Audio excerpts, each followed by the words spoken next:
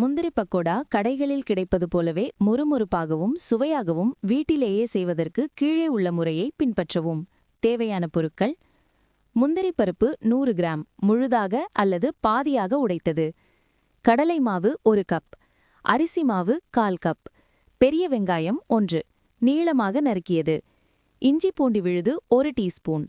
பச்சை மிளகாய் 2, பொடியாக நறுக்கியது. மிளகாய்த்தூள் 1 டீஸ்பூன், உங்கள் காரத்திற்கு ஏற்ப. பெருங்காயத்தூள் 1 சிட்டிகை. சோம்பு அரை டீஸ்பூன். கருவேப்பிலை மற்றும் மல்லித்தழை சிறிதளவு. வெண்ணெய் அல்லது சூடான எண்ணெய் 1 டேபிள் ஸ்பூன். உப்பு தேவையான அளவு. எண்ணெய் பொரிக்க தேவையான அளவு.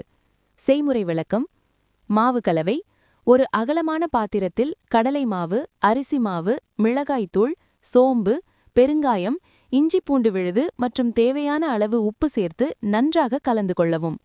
பொருட்களை சேர்த்தல்: இதனுடன் நறுக்கி வைத்துள்ள வெங்காயம், பச்சை மிளகாய், கருவேப்பிலை, மல்லித்தழை மற்றும் முந்திரி பருப்புகளை சேர்த்து கிளறவும். முக்கிய குறிப்பு: இப்போது 1 டேபிள் ஸ்பூன் உருக்கிய வெண்ணெய் அல்லது காய்ந்த சூடான எண்ணெயை மாவின் மேல் ஊற்றவும். இது பக்கோடாவிற்கு நல்ல முறுமுறுப்பை கொடுக்கும்.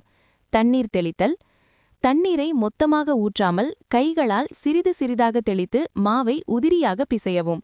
மாவு கெட்டியாக இருக்க வேண்டும், அப்போதுதான் எண்ணெய் குடிக்காமல் இருக்கும். பொரித்தல்: வாணலியில் எண்ணெயை சூடாக்கவும். எண்ணெய் காய்ந்ததும் அடுப்பை மிதமான தீயில் வைத்து பிசைந்த மாவை சிறு சிறு துண்டுகளாக எண்ணெயில் உதிர்த்துவிடவும். வேக வைத்தல்: பக்கோடாக்கள் பொன்னிறமாகவும் சலசலப்பு அடங்கும் வரையிலும் சிவக்க விட்டு எடுக்கவும். சுவையான மற்றும் மொறுமொறுப்பான முந்திரி பக்கோடா தயார். இதை மாலை நேர தேநீருடன் பரிமாறினால் மிக சிறப்பாக இருக்கும்.